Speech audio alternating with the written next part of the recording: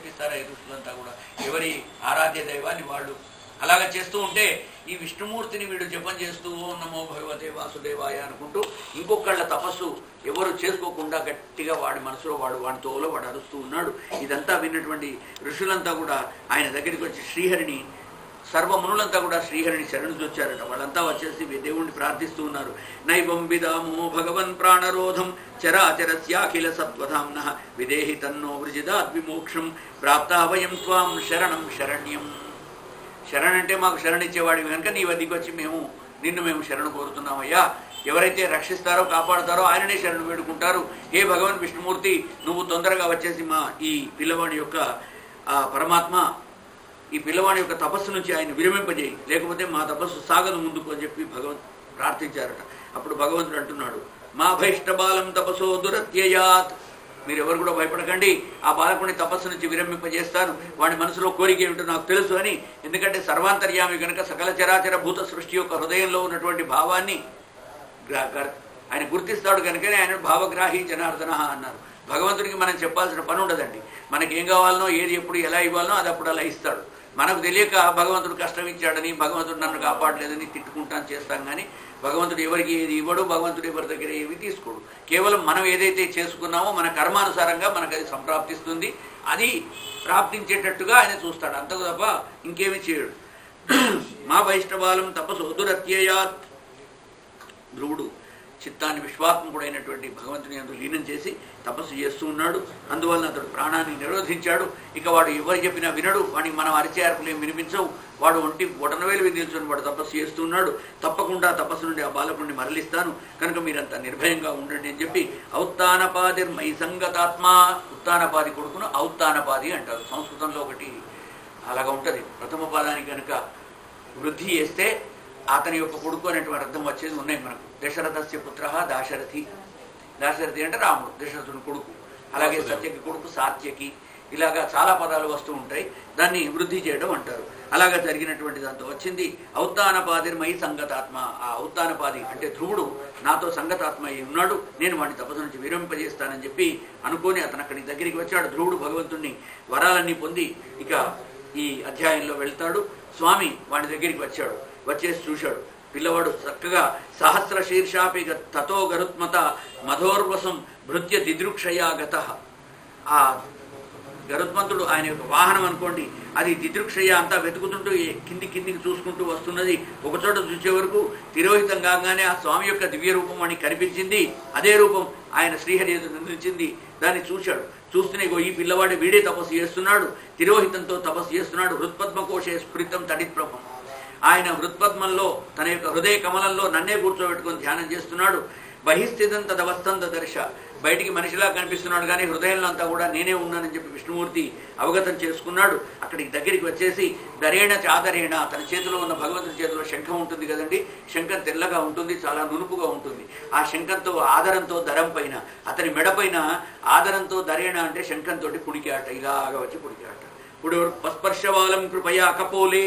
వాడి యొక్క చెక్కిలి ఇదంతా కూడా ఆ శంఖం తాకే వరకు ఒక్కసారి చెల్లించిపోయి వాడు లేచాడు. ఎందుకంటే భగవత్ స్పర్శ కదా, వట్టి వాళ్ళ స్పర్శ అయితే మనకు తెలియదు. ఎంత పెద్ద నిద్రలో ఉన్నా కానీ చెంబెడు బకెట్ నీళ్లు పోసినా మనం లేవు. కానీ అది భగవంతుడు వచ్చి అలా కదిలించే వరకు ఒక్కసారి మెలకువ వచ్చింది. సవై తదైవ ప్రతిపాదితాం గిరం దైవీం పరిజ్ఞాత పరాత్మ నిర్ణయ తం భక్తిభావ అభృద్గణాద సత్వరం పరిశ్రుతో శ్రవసముద్ర ధ్రువక్షతి. ఈ విధంగా ఆ సంకల్పం చేయగానే భగవంతుడు ప్రత్యక్షం అవడం అనేటువంటిది ఒక ధ్రువుడి విషయంలోనే జరిగింది.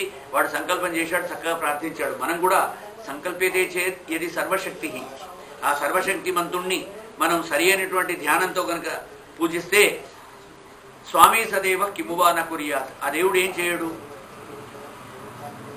శక్తోప్యశక్తోత విశక్తి రీత ఈశ. అంటే చదువు లేని వాడికి చదువునివ్వగలడు, చదువు ఉన్నవాడిని మూర్ఖుడిని కూడా చేయగలడు.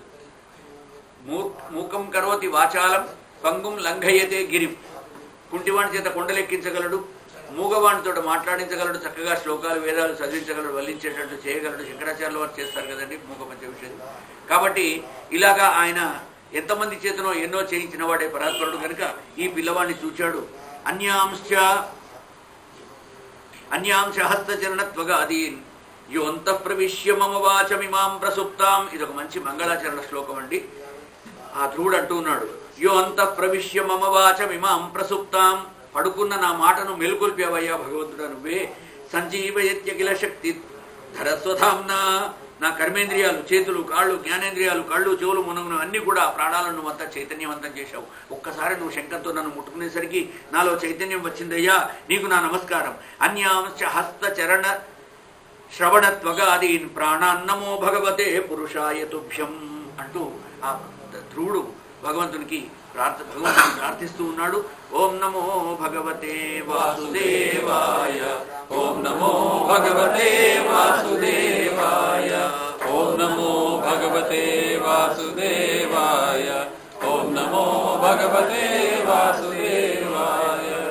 ఆ దేవదేవుడిని ప్రహ్లాదుడు భక్త ధ్రువుడు అనేక రకాలుగా కీర్తిస్తూ ఉన్నాడు. అయ్యా, నిన్ను మించిన వాళ్ళు ఎవరున్నారయ్యా పరమాత్మ, నిర్మలాత్మ, అది అవిచ్ఛిన్నమైనటువంటి భక్తిభావం నాలో కలిగించమని చెప్పి ఆయనను ప్రార్థిస్తూ, దుఃఖంతో నిండి ఉన్నటువంటి భయంకరమైన కష్టాలను కూడా పోగొట్టేటువంటి వాడు నీవేనయ్యా, సంసార సాగరాన్ని దాటించాలంటే నీవేనయ్యా అంటూ ఆయనను పొగుడుతూ ఉన్నాడు. తిర్యం నగద్విజ సరీసృప దేవ దైత్య మర్త్యాదిభిస్సు పరిచితం సదసద్విశేషం. ఓ పరమేశ్వర, పశుపక్షాదులను, వృక్షాలను, పర్వతాలను, సర్పాలను, దేవతలను, దైత్యులను, రాక్షసులను, మానవులను మొదలగు ప్రాణులన్నిటిలలో కూడా నిండి ఉన్నది నీ యొక్క శక్తే. అందుకే మనం పొద్దున చెప్పుకున్నాం, భగవంతుడు లేని స్థలం అంటూ లేదు. ఎందుకంటే ఆయన సర్వవ్యాపకుడు అని భగవంతునికి పేరు, అన్ని చోట్ల వ్యాపించి ఉంటాడు. అందుకనే అంత ధైర్యంతో ప్రహ్లాదుడు ఏది స్తంభంలో చూపి అనగానే ఎందుకు ఉంటాడు, స్తంభంలో కూడా ఉంటాడు. సర్వవ్యాపి అయినప్పుడు ఈ క్యాలెండర్లోనే ఉండు, మరి గోడలో ఉంటాడు, అన్ని చోట్ల ఉంటాడు అని చెప్పేసి గదతోటి కొట్టాడు. అక్కడి నుంచి నిజభృత్య భాషితం, తన భృత్యుడు, తన సేవకుడు, తన పిల్లవాడు మాట్లాడిన మాట నిజం కావాలని చెప్పి భగవంతుడు ఆ స్తంభంలో వచ్చి కూర్చొని వాడు కొట్టంగానే బయటకు పడున వచ్చాడు. నరసింహస్వామి రేపు సాయంత్రం అవతారం అవుతుంది. ఇక ఆ విధంగా ఓ పరమపురుష, కల్పాంతంలో సత్ అసత్ ఏదో తెలియనటువంటి రోజుల్లో కూడా జగత్తునంతా బ్రహ్మదేవుడు సృష్టించగానే వాళ్ళందరికీ కూడా బుద్ధి జ్ఞానాన్ని ప్రసాదించి వారి వారి కర్మానుసారంగా వాళ్లకు ఉత్తమగతులు ప్రాప్తింప చేసేటువంటి వాడా, ఏ పరమాత్మ నీకు నా నమస్కారం అంటూ, గర్భేద్యుమాన్ భగవతే ప్రణతోస్మి తస్మై అంటూ ఆయనకు నా నమస్కారం అంటున్నాడు. ద్రష్టా స్థితావధి మఖో వ్యతిరిక్త ఆస్తే యజ్ఞో యజ్ఞపతిర్యజ్వ యజ్ఞాంగ యజ్ఞవాహన యజ్ఞభృద్ యజ్ఞకృద్ యజ్ఞి యజ్ఞాంగో యజ్ఞవాహన. ఒక్క భగవంతుని విష్ణుమూర్తిని మనం ఏమని కొలుస్తాం విష్ణు సహస్రనామంలో? ఆయననే యజ్ఞం, యజ్ఞపతి ఆయనే, యజ్వ యజ్ఞం చేసే సోమయాజి ఆయనే, యజ్ఞో యజ్ఞపతి యజ్వ యజ్ఞాంగ యజ్ఞాంగములైనటువంటి సృక్స్రువులు ఆయనే, ఆ నెయ్యి వేసేటువంటివి అవి తీసేటువంటివి అవన్నీ కూడా. అలాగే యజ్ఞవాహన, యజ్ఞాన్ని మోసుకుపోయే అగ్ని, అగ్నిదేవుడు మనం పొద్దున చెప్పుకున్నాం. అగ్నిదేవుడే అగ్నిముఖావై దేవాహ అంటారు. ఏ దేవునికి ఏ హవిస్సు మనం సమర్పిస్తే అది ఆయనకు చేరవేస్తాడు. కాబట్టి యజ్ఞవాహకుడము నీవే. యజ్ఞో యజ్ఞపతిర్యజ్వ యజ్ఞాంగో యజ్ఞవాహన యజ్ఞభృత్, యజ్ఞాన్ని ధరించేవాడివి నీవే. యజ్ఞకృత్, యజ్ఞం చేయించేవాడివి నీవే. యజ్ఞి, యజ్ఞం చేసే మనిషి కూడా యజమానివి కూడా నువ్వే. యజ్ఞ యజ్ఞపతిర్యజ్వ యజ్ఞాంగో యజ్ఞవాహన యజ్ఞభృత్ యజ్ఞకృత్ యజ్ఞి యజ్ఞో సాధనం, అన్నీ కూడా నీవేనయ్యా. యజ్ఞానికి సంబంధించిన ప్రతీది నీవే అని చెప్పి కీర్తిస్తూ అదే విషయం ఇక్కడ చెప్తున్నాడు. యస్మిన్ విరుద్ధగతయ ఘనిషం పతంతి విద్యాలయో వివిధ శక్తయ అనుపూర్వ్యాత్. అయ్యా, నిన్ను గనక ఎవరైతే త్రికరణ శుద్ధితో ఎవరైనా ధ్యానిస్తే తప్పకుండా, హే ఆదిపురుష, షడైశ్వర్య సంపన్నుడా, త్రిగుణాలకు అధీశ్వరుడా, నిన్ను గనక ప్రార్థిస్తే యజ్ఞాధిష్ఠాతమైనటువంటి నీవే విష్ణు రూపంలో విరాజిల్లుతూ ఉంటావు. మా కోరిన కోరికలన్నీ కూడా నెరవేరుస్తుంటావు. నీవే విద్యవు, నీవే అవిద్యవు. అవిద్య అంటే తామిశ్రం, అంత తామిశ్రం అని వస్తున్నది. మనం పొద్దున 10 అవతారాలు 10 విభాగాల్లో చెప్పుకున్నాం. సృష్టి 10 రకాలుగా ఉంటుంది. వీరుధాలు, చెట్లు, చేమలు, మనుషులు ఎలా పుట్టించినప్పుడు అవిద్యను కూడా భగవంతుడే సృష్టించాడు, బ్రహ్మదేవుడే. అవిద్య అంటే మనం అనుకునేటువంటి చదువు రాకపోవడం కాదు. అవిద్య అంటే తామిశ్రము, తర్వాత అంధతామిశ్రము అని 2 రకాలుగా ఉంటుంది. దాని గురించి ఒక పెద్ద ఇదిగా ఉంటుంది. ఇక అలాంటి వాటికి అన్నిటికీ విద్యకు అవిద్యకు నీవే మూల కారణమయ్యా. జగత్కారణ, అఖండ స్వరూప, అనాది, ఇంకా అనంత, ఆనందమాత్ర, వికారమహం ప్రపద్యే. ఎలాంటి వికారాలు లేనటువంటి నీకు నేను నమస్కరిస్తున్నాను. సత్యాశిషోహం. ఇక మైత్రేయుడు అంటున్నాడు, ఇలాగా స్తోత్రం చేస్తుంటే భగవంతుడు చాలా సంతోషపడ్డాడు. సత్సంకల్పితమైనటువంటి దీశాలి, ఆయన నోట్లోంచి వచ్చే ప్రతి మాట స్తోత్రం లాగానే ఉన్నది ఆ పిల్లవాడి యొక్క నోట్లోంచి అంటూ మైత్రేయుడు విదురునితో చెబుతూ, అయ్యా, వేదాహంతే వ్యవసితం హృది రాజన్య బాలక. ఇక భగవంతుడు ఆ పిల్లవాడితో మాట్లాడుతున్నాడని చెప్పి పరీక్షిత్ మహారాజు శుక బ్రహ్మ చెప్తూ ఉన్నాడు. ఏమీ లేదయ్యా, ఇక భగవంతుడు ఇంతసేపు స్తోత్రం చేసిన తర్వాత వాడికి పాపం ఏమన్నా అడిగింది ఇవ్వాలి కదా, మరి ఇంత నీ యొక్క మనసులో ఉన్న సంకల్పం ఏదో నాకు తెలుసురా, నీ సంకల్పం నాకు చెప్పాల్సిన పని లేదు. అయితే తత్ప్రయచ్ఛామి భద్రంతే సువ్రత నాణ్యైరధిష్ఠితం భద్ర యద్భ్రాజిష్ణు ధ్రువక్షితి. కాబట్టి నీకు ధ్రువక్షితినిస్తా. ధ్రువక్షితి అంటే ధ్రువలోకం. నీకు ఒక ధ్రువలోకంలో ఒక స్థానాన్ని నీకు బదిలపరుస్తున్నాను, నీవు వచ్చి అక్కడ ఉండొచ్చు. అయితే నీ చుట్టూ కూడా గ్రహాలు, నక్షత్రాలు, పాలపుంతలన్నీ కూడా తిరుగుతూ ఉంటాయి, ఆకాశంలో గోళాలన్నీ తిరుగుతూ ఉంటాయి. ఎత్ర గ్రహక్షతారాణం జ్యోతిషాం చక్రమాహితం. కాబట్టి ఈ నువ్వు ఉండేటువంటి లోకం చుట్టూ కూడా ఈ బంతి ఎద్దు తిరిగినట్టుగా అవన్నీ కూడా తిరుగుతూ ఉంటాయి. మనకు ఊర్లలో కళ్ళాలు కట్టే వాళ్ళకి బంతి గురించి తెలుస్తుంది. 4 ఎడ్లను బంతి కడతారు, మళ్ళీ పంచగొట్టిన గడ్డిని మళ్ళీ ఒకసారి తొక్కించి దానికి ఏమైనా 1-2 గింజలు ఉంటే రాలగొడతారు, దాన్ని బంతి ఎద్దులాగా చుట్టూ గుంజం కట్టి తిప్పుతూ ఉంటారు, బంతి కొట్టడం అంటారు. అలాగా బంతి ఎద్దులాగా ఎత్ర గ్రహర్ష మేఢ్యాం గోచక్రవత్. గోచక్రం అంటే అది బంతి కొట్టే ఆ స్థలం, కళ్ళల్లో బంతి కొట్టే స్థలం. ఆ మేధ్యాం గోచక్రవత్ స్థాస్ను పరస్తాత్ కల్పవాసిన. ఈ విధంగా ఈ స్తంభం చుట్టూ నూర్చేటప్పుడు ఎలాగైతే ఆ స్తంభం చుట్టూ ఎద్దులు తిరుగుతూ ఉంటాయో అలాగా కల్పాంతంలో లోకాలన్నీ కూడా ఆయన చుట్టే తిరుగుతుంటాయి. దాన్ని ధ్రువమండలం అంటారు.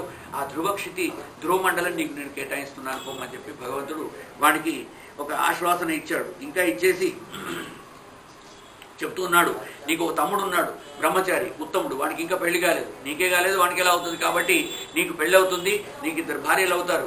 ఇలా అని ఒక భార్య ఉంటుంది, ఇంకొక భార్య పేరు చెప్తాను, 2 భార్యలు అవుతారు. ఆ తర్వాత నీ తమ్ముడికి మాత్రం పెళ్లి కాదు, వాడు బ్రహ్మచారిగానే ఉంటాడు. ఆ బ్రహ్మచారిగా ఉన్నప్పుడు వాడు ఒకసారి వేటకు వెళ్తాడు. వేటకు వెళ్ళినప్పుడు వాడిని అక్కడ ఆ అడవిలో ఉన్నటువంటి ఆటవికులందరూ కూడా వాడిని చంపేస్తారు. అలాగే నీ తమ్ముడు చనిపోతాడు. ఆ దావాగ్ని తర్వాత కొడుకు రాలేదని చెప్పి నీ తల్లి ఆ సూరిచ్చి ఎవరైతే నిన్ను రెట్టబట్టి గుంజి కింద మొత్తిందో ఆ తల్లి తన కొడుకు ఉత్తముడిని వెతుక్కుంటూ అడవిలోకి వెళ్ళిపోతుంది. వెళ్ళిన తర్వాత అక్కడ దావాగ్ని మొదలై, దావాగ్ని అంటే అగ్ని అనేక రకాలుగా ఉంటుంది. భౌమ దివ్య ఔదార్య ఆకరజ భేద అగ్నిశ్చతుర్విధమని అగ్ని 4 విధాలుగా ఉంటుంది. భౌమం అంటే భూమి సంబంధమైనటువంటి అగ్ని, అది మళ్ళీ 3 రకాలుగా ఉంటుంది. దావాగ్ని, బడబాగ్ని, ఇంధనాగ్ని అని. అంటే మనం బడబాగ్ని అంటే నీళ్లలోంచి పుట్టే అగ్నిని బడబాగ్ని అంటారు. దావాగ్ని అంటే అడవిలో 2 కొమ్మలు రాపిడి వలన పుట్టేటువంటి అగ్ని. ఇక భౌమాగ్ని మన భూమి పైన పుట్టేటువంటి ఇంధనంతో వెలిగేటువంటి అగ్ని, ఇది వేరు. మళ్ళీ గ్యాస్ ఇలాంటివన్నీ కూడా. దివ్యం అంటే దైవ సంబంధమైనటువంటి అగ్ని. పైనుంచి పడ్డప్పుడు మనకు బోల్ట్ కనుక పైనుంచి పడితే దాన్ని ఏమంటారు, మన పిడుగుపాటు. ఆ పిడుగులో ఉన్నటువంటి వేడి అది ఎక్కడ కూడా ఉండదు, అంత వేడి. కాబట్టి అదొక రకమైనటువంటి అగ్ని భౌమ దివ్య. 3వది ఔదార్య అగ్ని. ఔదార్యం అంటే ఉదర సంబంధమైనటువంటి అగ్ని. మన పుట్టలో కూడా ఒక రకమైన అగ్ని ఉంటుంది. ఆ అగ్నిని జఠరాగ్ని అంటారు. ఆ అగ్ని కూడా మనం తిన్నటువంటి భోజనాన్నంతా కూడా కరిగించి వేస్తూ ఉంటుంది. అయితే నమిలే శక్తి దానికి లేదు కనుక పళ్ళని ఇక్కడ పైన పెట్టాడు, నమిలి పంపిస్తే దాన్ని అది అరిగిస్తుంది అని చెప్పి చెప్తున్నాడు. ఇక భౌమ దివ్య ఔదార్య ఆకరజ భేద. ఆకరజం సువర్ణాదు. బంగారాన్ని ఇత్తడిని ఇనుమును కాల్చినప్పుడు అది ఎర్రగా మీకు అందులో అగ్ని కనిపిస్తూ ఉంటుంది, కానీ అది మీకు అగ్నిలాగా ఉండదు, దాన్ని ముట్టుకుంటే తెలుస్తుంది అది అగ్ని అని. కాబట్టి ఆకరజ అగ్ని అంటే ఆకరజం సువర్ణాదు, బంగారాన్ని కాల్చినప్పుడు కనిపించే వేడిలో ఉండేటువంటి అగ్ని అది 4వది. ఇలా 4 రకాల అగ్నులు ఉంటాయి. అందులో ఈ హోమాగ్ని ఒకటి. నీ తమ్ముడైనటువంటి ఉత్తముడు వేటకు వెళ్ళి అలా చనిపోతాడు. వాడిని వెతుక్కుంటూ వెళ్ళిన మీ సవతి తల్లి సురుచి అడవిలోకి వెళ్ళి కొడుకును అరుచుకుంటూ ముందుకు వెళుతుంది. అక్కడ బడవాగ్ని, ఆ దావాగ్ని పెసరిల్లి ఆ దావాగ్నిలో అడవిలో పెరిగినటువంటి అగ్ని వల్ల ఆమె చనిపోతుంది. అలాగా అంత్యకాలంలో నీవు నన్ను స్మరిస్తావు. ఎప్పుడు నీవు నన్ను స్మరిస్తే అప్పుడు నేను నిన్ను ధ్రువక్షితికి పంపిస్తాను. అంటే నీకు ఎప్పుడు వెళ్ళాలనుకుంటే అప్పుడు ఆయనకే వదిలేశాడు ధ్రువుడికి. నువ్వు ఎప్పుడు వెళ్ళాలనుకుంటే అప్పుడు నేను ధ్రువక్షితికి పంపిస్తానంటాడు. అనగానే వీడికి రాజకుమారుడు కదండి, కొంచెం తామస భావం ఎక్కువగా ఉంటుంది. చూశాడు, ఇక్కడ భూమి మీద నా యొక్క తనివి తీరలేదు, నేను ఇంకా ఏమి చూడలేదు, ఏమీ అనుభవించలేదు, పెళ్ళే కాలేదు, ఇంకా చిన్న పిల్లవాడిని. ఇప్పటి నుంచి నేను పోయి ధ్రువక్షితిలో కూర్చుంటే ఎలాగో నాకు ఇస్తానని నేను అడిగినప్పుడు ఇస్తానని అడిగాను, వాదా ఇచ్చాడు. ఇప్పుడు ఏం చేయాలి నేను అని చెప్పేసి మనసులో ఒక పాడు ఆలోచన చేసుకున్నాడు. కొన్నాళ్ళు రాజ్యం చేసి చచ్చిపోతే బాగుండదు. చూసారా, మనకు భగవంతుడు వస్తే నిన్ననే మనం చెప్పుకున్నాం, భగవంతుడు కనిపిస్తే మనం ఏం కోరాలో మనకు అధికారం ఉండాలి. భగవంతుడికి వాడు ఏం కావాలంటే ఈ బొచ్చెకు చిల్లి పట్టేది, కొత్త బొచ్చ అయ్యాడు. కాబట్టి మనిషి భగవంతుడిని అడిగేటువంటి శక్తి సామర్థ్యాలు కూడా పెంచుకోవాలి. ఈ ధ్రువుడు అనేటువంటి వాడు ఇంత తెలివిగలవాడు అయినాడా, వీడు పోయి చివరికి ఏమని అడిగాడంటే, అయ్యా నాకు కొన్నాళ్ళు ఇక్కడ ఈ రాజ్యంలో బతకాలన్నది, హాయిగా మంచిగా మేవాలు పోవాలి తినాలి, పుష్టాన్న భోజనం చేయాలన్నది. అహో మద్దుర్భాగ్యం, నా దుర్భాగ్యంతో ఇలా ఎందుకన్నా అని మళ్ళీ అప్పుడే నాలుగు ఖర్చుకున్నాడు. భగవంతుడు తథాస్తు అని పారేశాడు. ఇంకేమున్నది, నేను కొన్నాళ్ళు ఈ రాజ్యంలో, ఇక్కడ నేను ఈ రాజ్యంలో బ్రతకాలనుకుంటున్నాను, ఆ తర్వాత నేను ధ్రువక్షితికి వెళ్తానని అన్నాడు ధ్రువుడు. అనగానే భగవంతుడు తథాస్తు అన్నాడు. తిరోగమనం అయిపోయింది. అనిత్య రాజభారాన్ని కోరుకున్నాడు పాపం వాడు. ఆయన తన అహో మమ దుర్భాగ్యం అంటున్నాడు. నేను ఎంత దుర్భాగ్యవంతుణ్ణి, భగవంతుడు వచ్చి నాకు ఏం కావాలి కోరుకోమంటే అప్పటిదప్పుడే వెళ్ళిపోతే అయిపోతుంటే నేను వద్దని చెప్పి పాత బొచ్చే ఉన్నది, కొత్త బొచ్చే ఇవని అడిగాను. ఈ విధంగా భవచ్చిదవ దయయా చేహం భవం భాగ్య వివర్జిత స్వరాజ్యం యచ్చతో మౌఢ్యాన్ మనోమే భిక్షుతో బత. నేను ఒక బిచ్చగాని వేరే రాజ్యాధికారం అడుక్కున్నాను ఆయన దగ్గర. అంత పెద్దవాడు వచ్చి ఏం కావాలి కోరుకోమంటే గిదా నేను కోరుకునేది, ఎంత తప్పు చేశానని చెప్పుకుంటూ పరమపదాన్ని కోరకుండా, నేను పరమపదం అంటే మోక్షాన్ని కోరకుండా నేను ఈ వ్యర్థమైనటువంటి సంసార జీవితాన్ని కోరుకున్నాను. అయ్యో నేను ఇంతటి దుర్భాగ్యుణ్ణి. ఈశ్వరాత్ క్షీణ పుణ్యేన ఫలీకారా నిదా ఇవాధన. ఇక చక్రవర్తుణ్ణి వడ్లగింజలు యాచించినట్టు అని చెప్తున్నాడు. ఓ చక్రవర్తి వచ్చి ఏం కావాలంటే 4 వడ్లగింజలు ఇంటిసారి ఇంట్లో ఇవాళ వండుకుంటా అడిగాడు. అవి అట్లా ఉందని చెప్తూ ఉన్నాడు. సవై నవై ముకుందస్య పదారవిందయో రజోజుషస్తాత భవాదృశా జనాహ. ఏ విదురా, ఇంకా ఏం చెప్పమంటావు? ఆ ముకుందుని యొక్క పాదార విందాలు మకరందాన్ని మాత్రమే గ్రోలేనటువంటి మధుపం వలె, అంటే తేనెటీగ వలె ఆయన పాదాల చుట్టూ తిరగాల్సినటువంటి వాడు పోయిపోయి పాపం ఇగో ఈ విషయాన్ని ఇలా కోరుకున్నాడు. అనగానే ఈ విషయం అంతా కూడా ధ్రువుడు క్షేమంగా ఉన్నాడు, వాడు రాజ్యాన్ని చేద్దాం అనుకుంటున్నాడని చెప్పి తెలవంగానే అక్కడ కొడుకు కోసం పాపం తహతహలాడుతున్నటువంటి ఆ సునీతి, సురుచి, ఉత్తానపాదుడు అందరూ కూడా బీనుబాజాలు వేసుకొని మంచి మృదంగ వాయిద్యాలతోటి ఆయనకు ఎదురేగి మంగళహారతి ఇచ్చి ఆ ధ్రువుణ్ణి కొడుకుని ఇంటికి తీసుకొని వచ్చారు. చక్కగా వాడు ఉత్తానపాదుడు రథ గజ తురగాలతోటి అంటున్నాడు. రథాలు, ఏనుగులు, గుర్రాలు, ఒంటెలు అన్ని రకాల 4 రకాల సేనలను పెట్టుకొని పోయి అడవిలోంచి కొడుకును సాదరంగా స్వాగతించి ఇంటికి తీసుకువచ్చాడు. అక్కడ సురుచి కూడా తను చేసిన తప్పు తెలుసుకున్నది కనుక ఎంతో గొప్పగా, భగవంతుని ప్రీతిపాత్రుడు ఎవరికి ప్రీతిపాత్రుడు కాదు చెప్పండి, ఆయన భగవంతునికే అతని ప్రీతిపాత్రుడైనాడు. ఇక వాడిని ఎవరు ఇష్టపడరు కాబట్టి ఆ సురుచి కూడా ముందున్న కోపాన్నంతా కూడా పోగొట్టేసి, నా కొడుకు నువ్వు కూడా నా కొడుకు వేరా, నీ తండ్రి పైన నీ కూడా అధికారం ఉన్నదంటూ వాడి దగ్గర తీసుకొని ఆ కొడుకును హక్కును చేర్చుకున్నది. ఈ విధంగా శీతర్ణైన వానిభి. ఇక ఆనందాశ్రువులు వాళ్ళ కళ్ళలోంచి అందరూ కూడా దుఃఖపడుతూ ఉన్నారు. అంటే అది ఆనందంతో కన్నీరు కారుస్తూ ఉన్నారు. అలాగా యస్య ప్రసన్నో భగవాన్ గుణైర్మైత్యాదిభిర్హరి తస్మై నమంతి భూతాని నిమ్నమాప ఇవ స్వయం. కాబట్టి ధ్రువుడు మరి విష్ణువునే ఎందుకు స్మరించాడు ఇంకెవరిని స్మరించకుండా అంటే, నీరు పల్ల మెరుగు అంటున్నాడు. ఏ దేవుడైతే తొందరగా కోరికలు తీరుస్తాడో ఆ దేవుడిని అందరూ కూడా ప్రార్థిస్తారు. మనం అందరం విష్ణుమూర్తిని ఎందుకంటాం? ఓం నమో భగవతే వాసుదేవాయ, ఓం నమో భగవతే వాసుదేవాయ, ఓం నమో భగవతే వాసుదేవాయ, ఓం నమో భగవతే వాసుదేవాయ. గోవింద హరే మురారే శ్రీనాథ నారాయణ వాసుదేవ, శ్రీకృష్ణ గోవింద హరే మురారే శ్రీనాథ నారాయణ వాసుదేవ, శ్రీకృష్ణ గోవింద హరే మురారే శ్రీనాథ నారాయణ వాసుదేవ. ఆ విధంగా ఈ ఉత్తముడు భగవంతుడు చెప్పినట్లుగానే కొన్నాళ్ల తర్వాత వేటకంటూ వెళ్ళాడు. ధ్రువుడు ఆ ఉత్తముడు వేటకు వెళ్ళాడు. వేటకు వెళ్ళంగానే అక్కడ ఉన్నటువంటి యక్షులందరూ కూడా కలిసి అక్కడ బ్రహ్మచారి అయినటువంటి ఈ ఉత్తముణ్ణి యక్షులంతా కూడా చంపేశారు. అలాగా యక్షుల చేతిలో చనిపోయినారని చెప్పి తెలవంగానే ఈయన రాజుగారు కదా, ఇప్పుడు ఆయన పెళ్ళైపోయింది, చాలా పెద్దవాడైనాడు ఈ ధ్రువుడు, ఆయనకి 2 భార్యలు, ఒక భార్య పేరు ఇలా అని చెప్పుకున్నాం, ఇంకో భార్య పేరు భద్ర. ఈ 2 భార్యలతో కూడా హాయిగా సంతోషంగా ఉన్నటువంటి వాడు చూచాడు. వాయుపుత్రి ధ్రువ ఇలా భ్రమి, ఆమె పేరు ఉత్కలుడు.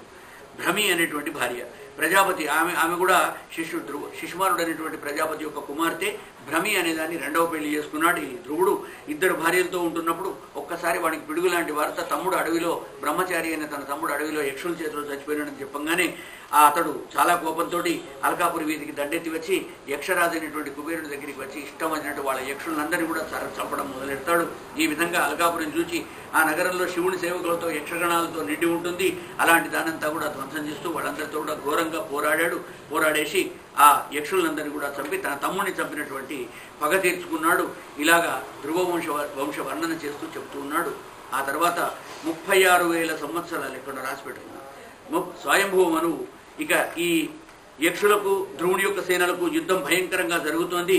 ఓ పక్కగా ఈ శబ్దం అంతా వినవచ్చినటువంటి భగవంతుడు విచిత్రథుడు వాళ్ళందరూ కూడా కిందికి వచ్చేసి చూచి ఔతానపాదే భగవాన్ స్తవ శార్గధన్వా దేవక్షిణో ధ్వనతార్తిహరో విపక్షాన్ యన్నామధేయమ విధాయ నిశమ్య చార్థాలోకోంజసా తరతి దుస్తరమంగ మృత్యుం. అయ్యా, ఈ యక్షులను రూపుమాపిందాక నేను రాను అని చెప్పుకుంటూ ధ్రువుడు అలా చేస్తూ ఉంటే అక్కడికి వచ్చినటువంటి స్వయంభవ మనువు వచ్చి, అంటే ఈ ధ్రువుని యొక్క తాతగారు వచ్చేసి, అయ్యా ఇలా చేయడం తప్పు, మీరు మీ తండ్రి గారు ఉత్తానపాదం కూడా మాకు చాలా మంచి మిత్రుడు, మీరు ఇలా చేయకండి, నువ్వు నా మనవడివి, నువ్వు ఇలా చేయకురా బాబు అంటూ ఆ ధ్రువుణ్ణి ఈ యక్షుల యొక్క యుద్ధాన్ని నుంచి విరమింపజేసి తర్వాత నువ్వు వెళ్ళి రాజ్యపాలన సరిగ్గా చేసుకోమని చెప్పాడు.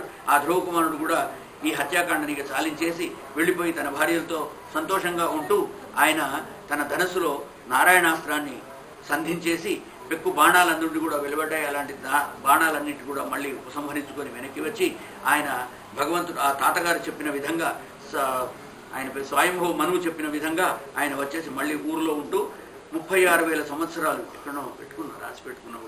36,000 సంవత్సరాలు రాజ్యం వేలాడు. మనకు ఆశ్చర్యం అనిపిస్తుంది, 36,000 సంవత్సరాలు ఎవడన్నా రాజ్యం చేస్తాడా, మన బతికెంత 50,000 సంవత్సరాలు అనుకుంటాం. కానీ అది దేవమానం. ఆ రోజుల్లో ఉన్నటువంటి ఆ కొలత వేరుగా ఉంటుంది. భగవద్ అనుగ్రహంతో ఆయన చివరికి ధ్రువుడు కుబేరునితో యుద్ధాన్ని చాలించేసరికి కుబేరుడు ఇష్టపడి అతని దగ్గరికి పిలిచి అతనికి అనేక వరాలు ఇస్తాడు. అలా అనేక వరాలు పొందినటువంటి భగవద్ అనుగ్రహంతో ఆ ధ్రువుడు కూడా పరమపదాన్ని పొందాడు. అతని కొడుకు ఉత్కలుడు ఇక వాళ్ళ యొక్క పార్షదుల గురించి చెప్తూ ఉన్నాడు. ధ్రువునికి ఉత్కలుడు అనేటువంటి కొడుకు పుట్టాడు పెద్ద భార్యకి. అయితే ఈ ఉత్కలుడు చాలా మేధకుడు, ఏమీ తెలియని వాడు, పాపం అమాయకుడిలాగా ఉంటూ ఉంటాడు. వీడికి రాజ్యాభిషేకం చేస్తే ఒకవేళ మనకు రాజ్యానికి అరాచకం ఏర్పడుతుంది, వీడు సరిగ్గా పాలన చేయలేడు అని చెప్పి ఆలోచించినటువంటి వాడు ఆయన ఏం చేస్తాడు, తన యొక్క రెండవ భార్య కొడుకైనటువంటి భ్రమి కొడుకైనటువంటి వాడి పేరు ఉల్మకుడు అనుకుంటాను. భ్రమి కొడుకు ఉత్కలుడి కంటే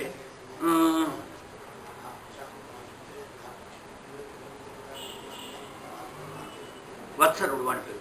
వాడిని రాజుగా చేసేస్తాడు. ఆ వత్సరుడు రాజ్యపాలన సరిగ్గా తండ్రిలాగానే చేస్తుంటాడు. వానికి 12 మంది పుత్రులు జన్మిస్తారు. వాళ్ళ పేర్లు పురువు, కుత్సుడు, త్రితుడు, ద్యుముడు, సత్యవంతుడు, ఋతుడు, వ్రతుడు, అగ్నిష్టోముడు, అతిరాతుడు, ప్రద్యుమ్నుడు, శిబి, ఉల్మకుడు అనేటువంటి వాళ్ళ పేర్లు. ఆ ఉల్మకుడు పుష్కరిణి అనేటువంటి ఒక అమ్మాయిని పెళ్లి చేసుకుంటాడు. వాళ్లకు సువిధ అంగరాజు వాళ్ళు జన్మిస్తారు. అలాగే ఆ సువిధ అంగరాజులకి ఎన్నాళ్ళో సంతానం లేకపోతే వాళ్ళు భగవంతుని ప్రార్థిస్తే భగవంతుడే వాళ్ళ కొడుకుగా కావాలని వాళ్ళు ప్రార్థిస్తే వాళ్ళకు కొడుకు పుడతాడు. అయితే హోత చదివినటువంటి ఒక మంత్రం అపశబ్దం చదివినందువలన మంత్రం చదివేటప్పుడు కూడా అపశబ్దాలు అపస్వరాలు కనుక చదివితే ఆ మంత్రం యొక్క ఫలితం వేరుగా ఉంటుంది. ఈ మంత్రం తప్పుగా చదివిన కారణంగా, హోత చేసినటువంటి తప్పు కారణంగా వాళ్ళ ఇద్దరికి కూడా అంగరాజు యజ్ఞ ఆవిర్భాగాన్ని దేవతలకందరికి సమర్పిస్తాడు. ఆ సునీత అంగరాజు ఇద్దరికి కూడా వేణుడు అనేటువంటి ఒక కొడుకు పుడతాడు. ఆ వేణుడు మహాదుష్టుడు. వేణ మహారాజు ఎంతమందినో కష్టపెడుతూ ఉంటాడు, చంపుతూ ఉంటాడు. నావధ్యేయ ప్రజాపాల ప్రజాభిరఘవానపి తస్య శీలనిధే సాధో బ్రహ్మణ్యస్య మహాత్మన.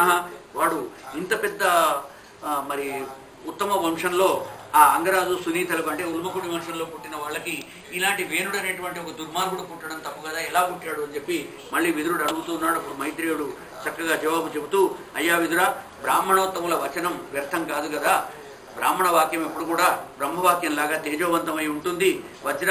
మనం పొద్దునే చెప్పుకున్నాం వజ్రి అని, వాగ్వజ్రము అని. ఇంద్రుడి యొక్క ఆయుధం పేరు వజ్రాయుధం అని ఎవరో చెప్పారు కదా. వజ్రాయుధం 100 అంచులు ఉన్నటువంటిది. దాన్ని కూడా దధీచి మహర్షి యొక్క వీపు ఎముకతోటి సిద్ధపరుస్తాడు వృత్రాసుర సంహారం కోసం. అలాంటి ఇంద్రుడి యొక్క వజ్రాయుధం ఎంత తేజుగా ఉంటుందో అంతటిది బ్రహ్మ వాక్కు. కాబట్టి బ్రాహ్మణి యొక్క వాక్కుతో అలా జరిగిందయ్యా. దేవతలను ఆహ్వానించి ఈ ఆవిర్భాగాన్ని తీసుకోమని చెప్పి పిలిచే సందర్భంలో అతను సోమపాత్రం స్వీకరించడలే ఎందుకు అని అడుగుతాడు. సునీత అంగులిద్దరు కూడా అడిగితే ఏమని చెప్పమంటారమ్మా, అక్కడ హోతగారు చదివిన తప్పు మంత్రం వలన మీకు పుత్రుడైతే జన్మిస్తాడు, కానీ నీ వల్ల ఒక అపరాధం జరిగింది. ఎందుకు అపరాధం జరిగింది అంటే, మీ పూర్వులు పెద్ద భార్య కొడుకు పాపం ఉన్మత్తుడు పిచ్చివాడు అని చెప్పి ఆ ఉత్కలునికి రాజ్యం ఇవ్వకుండా చిన్న భార్య కొడుకైన భ్రమి కొడుకైనటువంటి వాడిని వత్సరుణ్ణి రాజ్యపాలన చేశారు. కాబట్టి ఇలా చేసిన తప్పు వలన రాజ్యంలో ఎక్కడైనా సరే రాజుగారి పెద్ద కొడుకే రాజు అవడం అనేటువంటిది ఒక నీతిగా ఉంటుంది. వాళ్ళు చేసిన చిన్న తప్పు వలన మీ ఇంట్లో ఇలాంటి చెడ్డ కొడుకు పుట్టాడు. కాబట్టి పుట్టడం అనేటువంటిది హోత చేసిన తప్పు వలన. ఈ వాటిలో ఉన్నటువంటి దుష్ప్రవర్తన ఇవన్నీ కూడా రాజుగా వాడు ఎలా బతుకుతాడు అంటే ఇలా జరిగింది కనుక పూర్వజన్మలో మీరు చేసినటువంటి మీ పూర్వులు చేసినటువంటి ఒక తప్పమ్మ. కాబట్టి హరికోపం వలన హవిస్సు వేసేటువంటి బ్రాహ్మణుడు కూడా తప్పు మంత్రం చదివాడు. అందుకని సంతాన లాభం కోసం యజ్ఞపురుషుడు సాక్షాత్కరించాడు. ఇక శ్రీహరి మీ సకల మనోరథాలు నెరవేరుస్తానన్నాడు. కానీ మీకు పుట్టే కొడుకు మాత్రం చాలా దుర్మార్గుడైనటువంటి కొడుకు పుడతాన్నాడు. ఇక దేవతలు ఎవరు కూడా ఆవిర్భాగాన్ని స్వీకరించకపోయేసరికి అతనికి ఈ విషయం తెలిసి వచ్చింది. అయితే వేణుడు చాలా దుష్టుడని చెప్పుకున్నాం కదా. అతడు సా సత్పుంసవనం రాజ్ఞి ప్రాశ్యవై పత్యురాధతే గర్భం కాల ఉపవృత్తే కుమారం శుశువే ప్రజా.